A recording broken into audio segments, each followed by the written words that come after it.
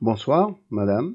Après plus de 2 semaines d'offensive russe, comment pourrait-on qualifier la situation actuelle?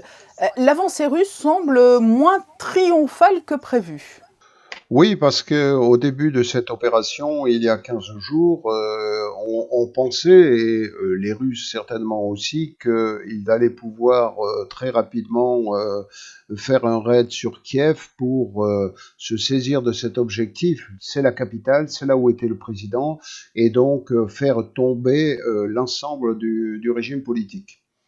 Mais je crois que d'abord, ça n'a pas réellement réussi, et puis je ne suis pas persuadé que ce soit le plan. Alors, l'objectif était certainement de voir si la résistance était suffisante ou s'il fallait engager un deuxième échelon. Et on a vu très rapidement, à la fin de la première semaine, que le deuxième échelon est engagé, et on l'a vu arriver sur Kiev, sur Kharkiv à l'est, à partir du Donbass au Pour sud. bien comprendre sur le terrain, alors la Russie n'a pas pu complètement encercler l'Ukraine puisque la façade ouest effectivement n'était pas atteignable, mais il y avait tout de même plusieurs points d'entrée. Il y avait le Donbass, la Crimée, et elle a fait une semi-tentative d'encerclement peut-être.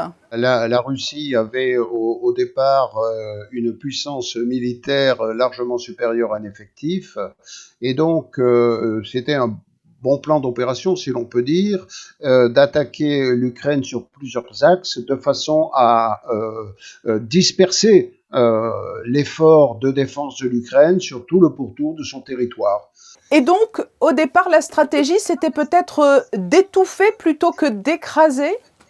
Écoutez, la stratégie était de détruire en fait l'armée ukrainienne. Donc le fait d'attaquer sur plusieurs axes permettait aussi d'effilocher, si l'on veut, cette armée ukrainienne en face de l'armée russe et de la frapper dans tous les axes d'attaque pour essayer de la détruire. C'est exactement ce qu'a dit le président Poutine dans son allocation du 21 février. Il a dit: je veux une Ukraine démilitarisée, donc je veux détruire cette armée ukrainienne. Un pays sans armée ne peut plus politiquement se défendre et peser.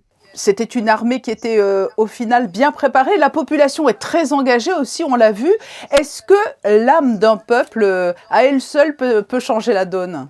Ce qui permet aux Ukrainiens de résister, c'est effectivement le moral, c'est effectivement l'âme du peuple que le président Zelensky a su, par sa communication et son charisme, soulever. C'est aussi également, quand même, le fait que depuis 2014 et ses défaites dans le Donbass, l'armée ukrainienne a beaucoup travaillé pour s'améliorer, pour s'équiper et pour s'armer. Mais que nous apprend ce conflit sur la guerre moderne, la guerre d'aujourd'hui? Ce sera ma dernière question.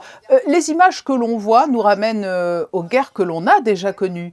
Mais celle-ci a-t-elle d'autres visages aussi? Alors on pense au numérique notamment, mais pas seulement.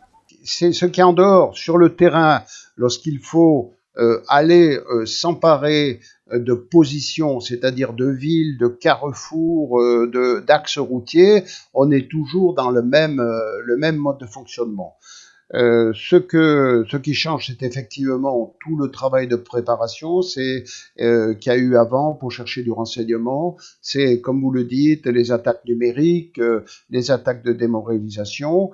Et puis, ce qui est nouveau, effectivement, enfin, ce qui est nouveau, ce qui est marquant là, c'est que l'Occident n'est pas rentré en guerre, bien entendu, mais a mis une pression avec ses sanctions économiques qui sont énormes sur la Russie et le président Poutine, et qui peut faire dire que déjà la Russie a perdu une grande partie des avantages qu'elle pourrait tirer d'une guerre, c'est-à-dire qu'elle n'est plus un acteur international reconnu, et elle va se confronter à des difficultés économiques très importantes. Jean-Claude Allard, merci pour cet éclairage militaire stratégique sur le conflit en Ukraine. Merci.